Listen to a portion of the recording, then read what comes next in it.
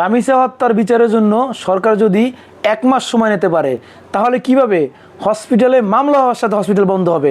এটা আমার সরকারের কাছে প্রশ্ন। রুগী কোন হসপিটালে মারা যায় না, আপনারা দেখেন এমন হয়েছে টাকার জন্য রুগী মেরে ফেলাইছে। আসসালামু আলাইকুম। আপনারা হয়তো জানেন যে আরদিন হসপিটাল বন্ধ করে দেওয়া হয়েছে। তো আরদিন হসপিটাল মামলা করার সাথে কিভাবে বন্ধ হয়? আপনারা দেখেন, যদি এই হসপিটাল বন্ধ থাকে তাহলে তো আরও আশুলিয়া নারী ও শিশু হসপিটাল বন্ধ করতে হবে, ঢাকা হসপিটাল বন্ধ করতে হবে, বিভিন্ন সব হসপিটাল বন্ধ করতে হবে। বাংলাদেশে কোনো হসপিটাল থাকতে পারবে না যদি আরদিন হসপিটাল বন্ধ থাকে। আরদিন হসপিটালের অপরাধ হইল যে তারা বিভিন্ন সময় গরিব অসহায় মানুষের লক্ষ লক্ষ টাকার চিকিৎসা ফ্রিতে করে, এইটা তাদের মূল অপরাধ। তা না হলে মামলা করলেই কি হসপিটাল বন্ধ হয় নাকি? এর আগে বহুত হসপিটাল ছিল, মামলা করছে, বন্ধ হয় নাই। বহুত এরকম ডাইরেক্ট তারা চিকিৎসার জন্য মানুষ মাইরে ফেলাইছে, কোনো হসপিটাল বন্ধ হয় নাই। এরকম রেকর্ড বহুত আছে। নারী ও শিশু কয়েকবার আন্দোলন করছে, মামলা করছে, পুলিশও আসে নাই, বন্ধ হওয়া দূরের কথা। তো আরদিনের মালিক উপদেষ্টা বশিরউদ্দিন সাহেব, তো আমি বলতে চাই যে এই আরদিন হসপিটাল হইল জনগণের হসপিটাল।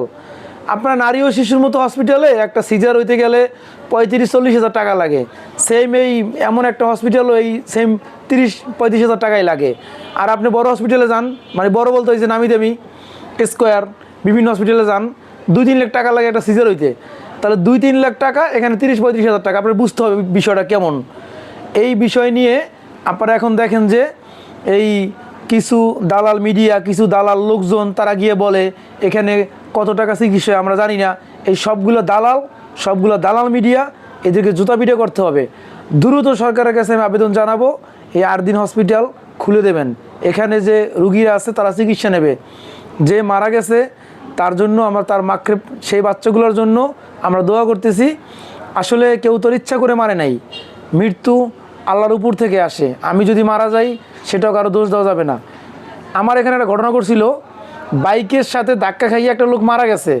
তো ওই বাইকটারে কিছু লোকজন ওই লোকটা সহ তার বাইক ধরে নিয়ে গেছে গা। তো ওই যে মারা গেছে তার ছেলে এসে বলতেছে যে এখানে বাইক কেন, লোকটা কেন আটকে রাখছেন? বলছে এই লোকটাই আপনার বাবাকে মারছে। ওনাকে আগে ছাড়েন। ওনাকে ছাইরা নাস্তা পানি খাওয়াই বিদায় করছে। কয় না, উনি আমার বাবাকে মারতে পারে নাই। আল্লাহর হুকুম ছাড়া যদি গাছের পাতা না লড়ে, তাহলে ওনার বাবাকে ওই লোক কীভাবে মারলো? সুন্দর একটা প্রশ্ন। আমার কথা হইলো ভাই, আরদিন হসপিটাল থাকবে, আছে। আপনারা এখানে দেখবেন যে এই হসপিটালটা যদি বন্ধ হয়ে যায়, তারপরে টার্গেট কোন হসপিটাল সেটা আপনারা আমাকে জানাবেন। রামিসা হত্যার বিচারের জন্য সরকার যদি 1 মাস সময় নিতে পারে, তাহলে কিভাবে হসপিটালে মামলা হওয়ার সাথে হসপিটাল বন্ধ হবে? এটা আমার সরকারের কাছে প্রশ্ন। রুগী কোন হসপিটালে মারা যায় না, আপনারা দেখেন এমন হয়েছে টাকার জন্য রুগী মেরে ফেলাইছে। আপনারা খোঁজ নিয়ে দেখবেন বহুত হসপিটাল আছে যে বিলের জন্য, টাকার জন্য, চিকিৎসার জন্য রুগী মারা গেছে। আপনি ঢাকা হসপিটালে যান, কোনো আইসিইউ কোনো কিছু খালি পাবেন না, সারা বছর বুকিং। এখানে কারা থাকে? এখানে এগুলো বৈষম্য কারা করে? রুগীরা মারা যায়, প্রতিদিন দেখবেন যে লাশ বেরোইতেছে। এগুলো কেন ঢাকা হসপিটাল বন্ধ হয় না? 8 দিন খুলতে হবে, বিকল্প কোনো অপশন নাই।